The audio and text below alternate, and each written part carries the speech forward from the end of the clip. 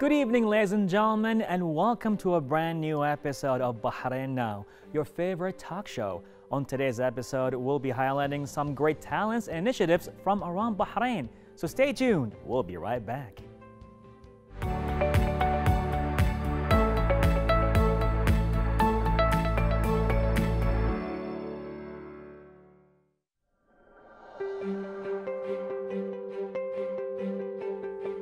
To all you animal lovers out there, we have an exciting segment here with Bayan Radhi, pet breeder and writer of Kitten Guide, who is here to talk to us about her own love for these lovely creatures.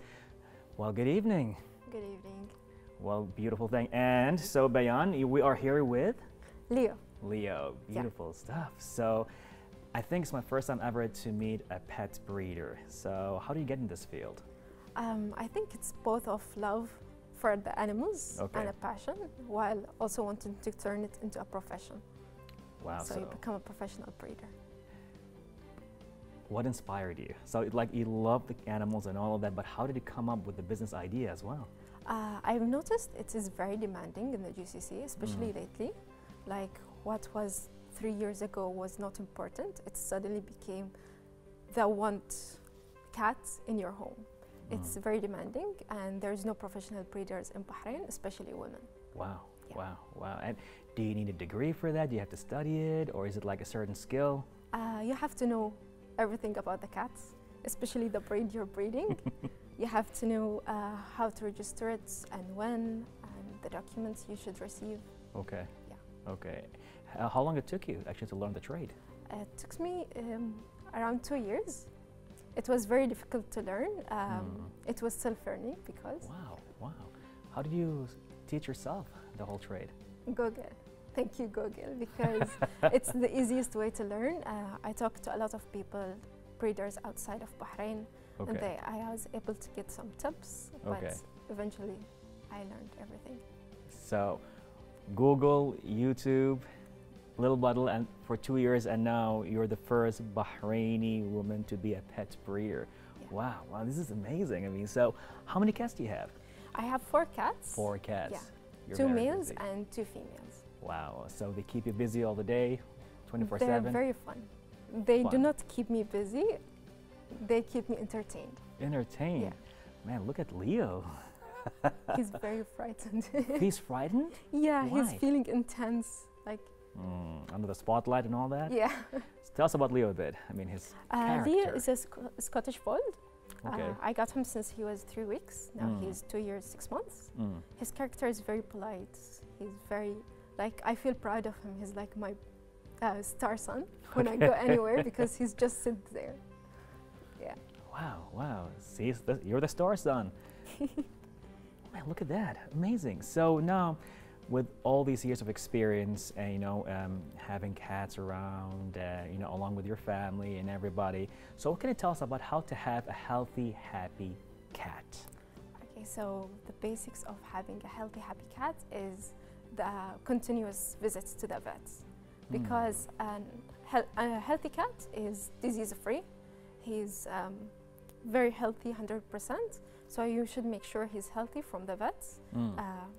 You should keep up with the vaccinations, and especially it all comes down to the raw diet you make, and the food, and how well you care for him every day. Wow, wow. Yeah.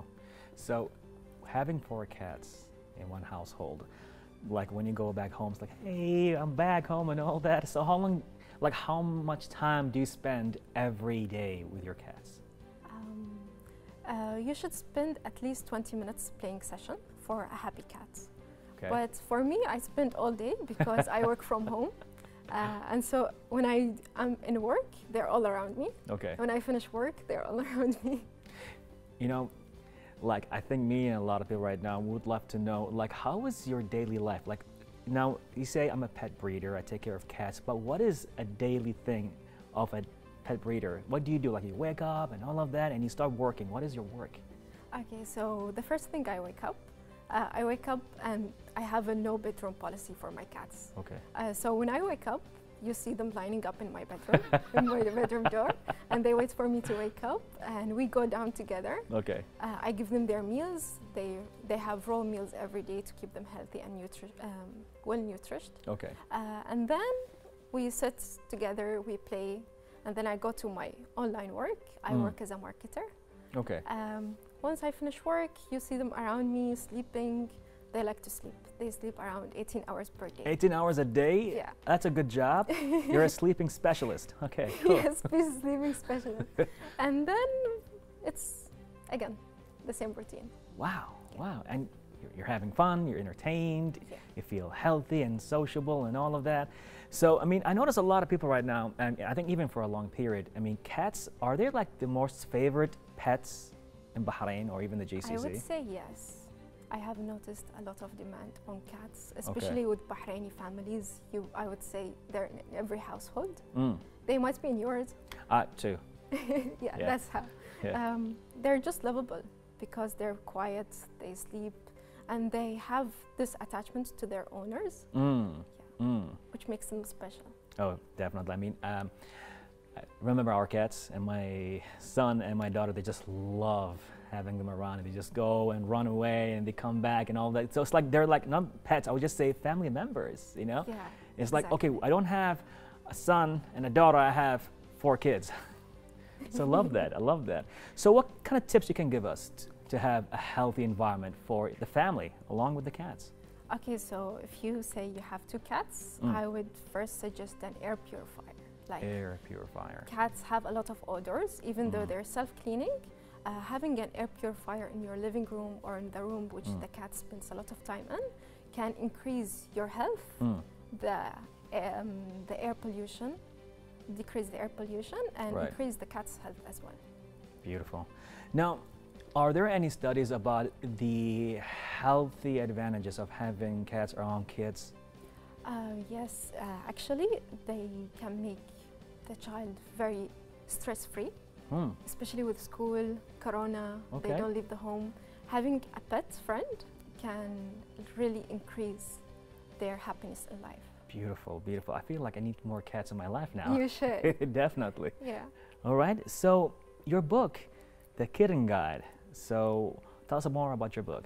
Okay, so when I breed my cats and when I have kittens in the household for selling, the most questions I get: when to vaccinate them, when to feed them, how to play with them. Like the most basic questions, I get them on daily basis from new owners. Okay. And so I decided to have the book that concludes everything you should know as a new owner. And whenever someone buy a kitten from me, I just give them the book instead. Wow. And tell them if you have any other questions which are not included, feel free to ask. Amazing, amazing. How's your reception on social media, online? I mean, being the first pet breeder who happens to be a woman as well with 4 cats, how's the reception around you? Even though I don't have a lot of followers, I am not that popular, but I have a lot of engagement. Okay. I have just done a poll yesterday on who do you love the most. They love Leo. Leo? Yeah, they love Leo the most. Why Leo? I don't know, he's just show. He's a show cat. He's so beautiful and peaceful. He's a presentation. Yes. Okay, okay. Look at Leo. Wow, he's observing right now. He's a masterpiece. He's a masterpiece. Yeah. You heard that, Leo? I think he's not listening to me. He listens to only one person, huh? Beautiful, beautiful. That is so interesting, to be honest with you. So with that all being said, any last words, advice that you can give us? I would say, like, if you're thinking about having a cat, or especially a Scottish Fold, I hear they're demanding in Bahrain on a Scottish Fold. You should know the diseases that come with a Scottish Fold. Like, you should pay extra attention to their kidney, bones, and heart, especially. So just make sure you're up to date with the vet checkup, and make sure you catch all the symptoms when they first appear to make sure for a healthy recovery and treatment. Beautiful, beautiful. You heard that, Leo? You're a star. Okay, thank you, Leo. Well, thank you so much for being with us here on Bahrain Now. I think you just made history of being the first pet breeder to be on TV here on Bahrain Now, and Leo being the first pet on TV. Still not giving me any kind of attention. No props. That's amazing. Thank you so much. Much pleasure. Thank you. You heard that, ladies and gentlemen. Having cats can be very healthy for you. Stay tuned for more happening here on Bahrain Now.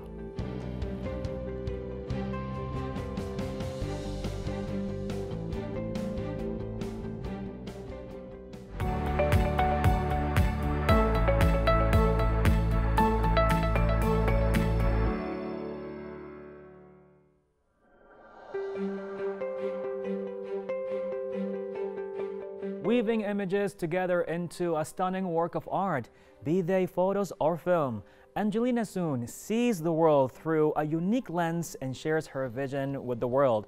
We're lucky to have her with us here today to tell us more of how she got started and how she achieves her otherworldly aesthetics. So, Angelina, how are you? Good evening. Thank you for having me here. A pleasure. So, tell us more about your passion in filmmaking.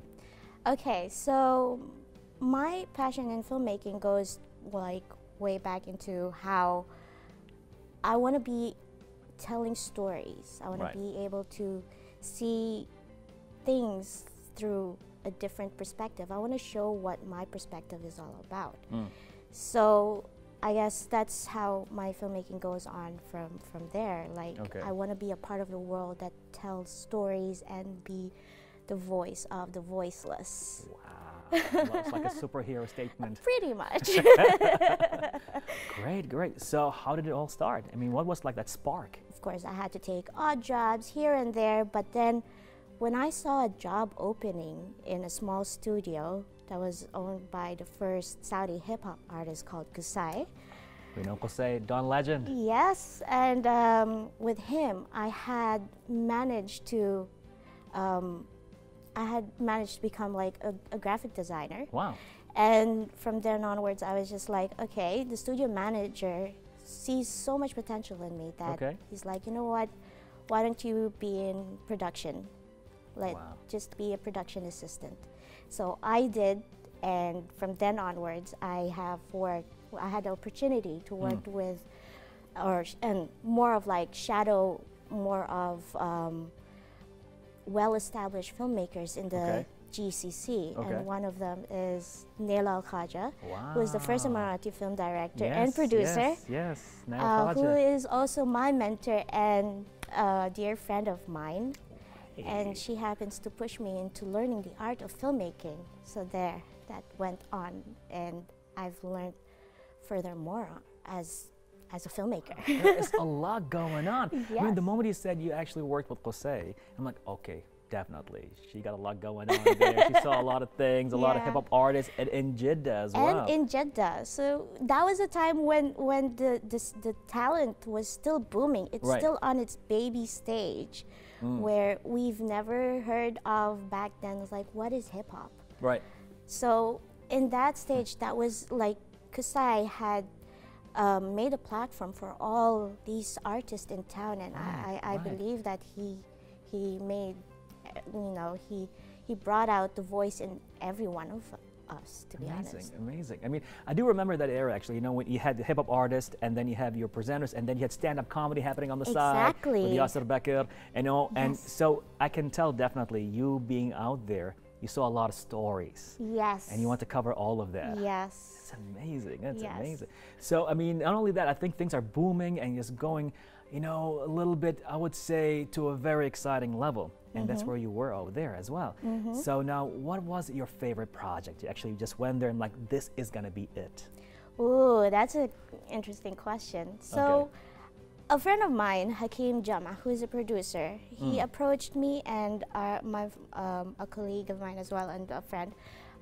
He is a director, a film director. His name is Eamon Tamano, and he was like, "I have a story.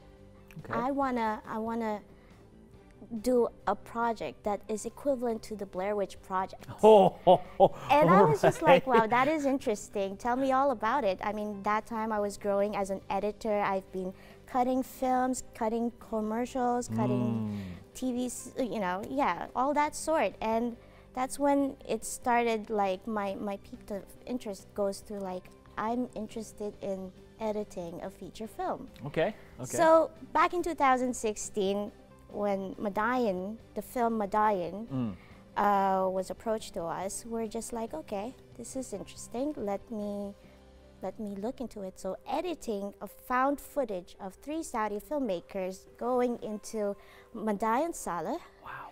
and discovering the legend of the stories, what we were told as a kid, that this is like the Forbidden City, you know, all kinds of paranormal activities going on over there, but it's still a beautiful place.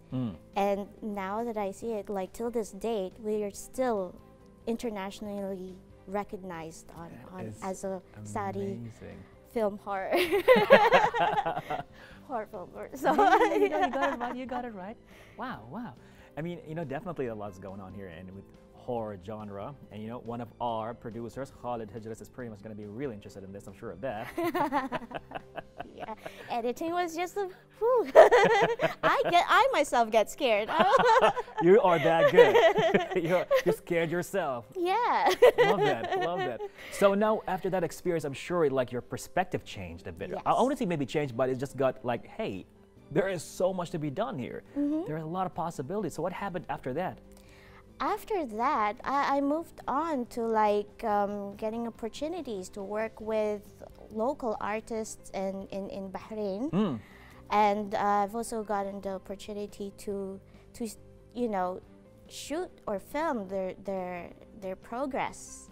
So one of it is Janai Music, Ashwin Shinoy as his name, and he's been telling me all about how his third culture kid stories goes back to, you know, wanting to express his voice through his music, and I just thought of like, hey, let's do something about it, and let's film something, and yeah, that's one of the projects that I'm currently working on about. Awesome.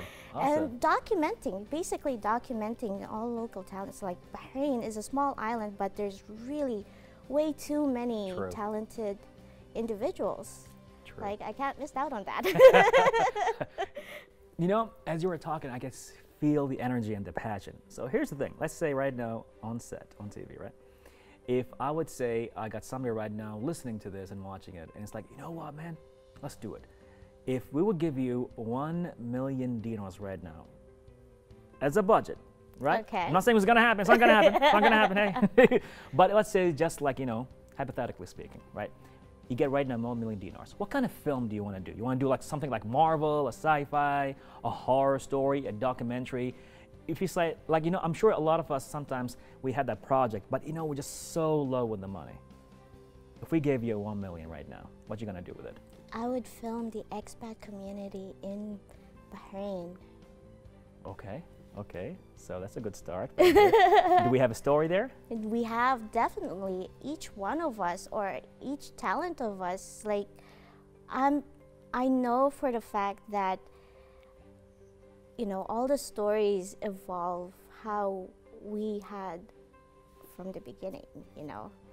And I would definitely love to shoot something like where they come from and how they, you know, come to a place where that made them feel so comfortable and being brought up in the GCC, for example, being brought up in the GCC.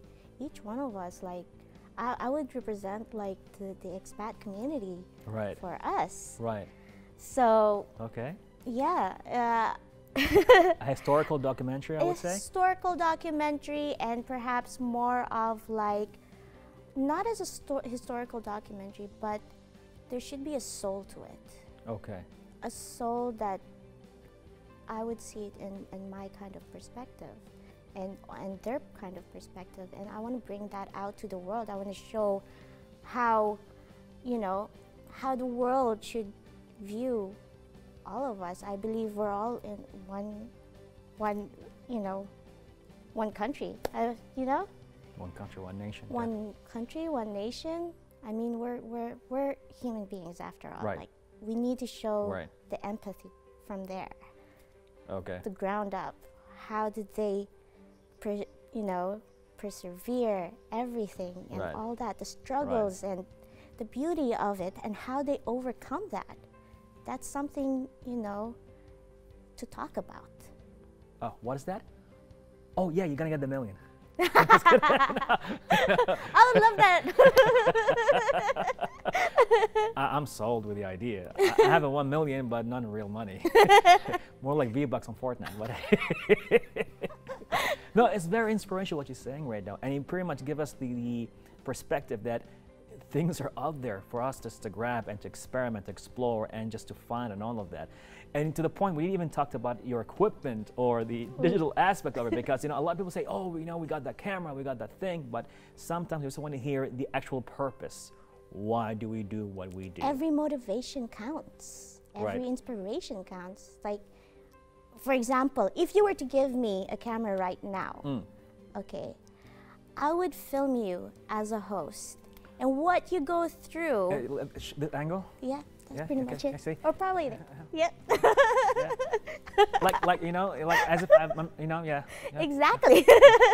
So if you were to give me that camera, and I would film you as a host, and how you're going to be going through every day, seeing your colleagues, Right. and what you go through, and be it maybe you have an obstacles in between, probably your personal life, your work-wise, but how do you overcome it? How would you, you know, you fight for that? No, I want to be better. I want to be a host that probably will reach, you know, 1 million viewers or more, or international. Yeah. You probably would host an international shows. Who knows? Who knows? Yeah. That's what I want to film, your struggles and how you overcome it, and what you would do every day. And I want to take that perspective for the audience to see and observe. Love It's that. just observations. That is all. I love that. I love that. Man, there's so much to talk about here. So you see, I mean, pretty much sometimes, like, a lot of people say we need to get a project, a proposal, and go with it. But That's sometimes there's like a feeling that gets you, right? And it's like, I just want to jump out there and exactly. just shoot. That's basically the difference between, in filmmaking, there's probably the creative sides, the technical sides, and the business side. So each one of that matters the most to bring a project alive. Okay. So that's probably. Well, Angie, that was so inspirational. In that case, let us hear your last words, tips, advices. Inspire us. Ooh. Ooh. Basically, never give up, never surrender. All right. Always learn the rules like a pro and break them like an artist. Wow, I heard at least 3 quotes from 3 different movies right now. Amazing, amazing. Well, bless you. Thank you so Thank you much. This so has such much. an inspirational talk. Thank Much you. appreciated. Thank you for having us. Definitely. Never give up and never surrender. Those were the words of Angelina soon happening here on Bahrain Now. So stay tuned for more.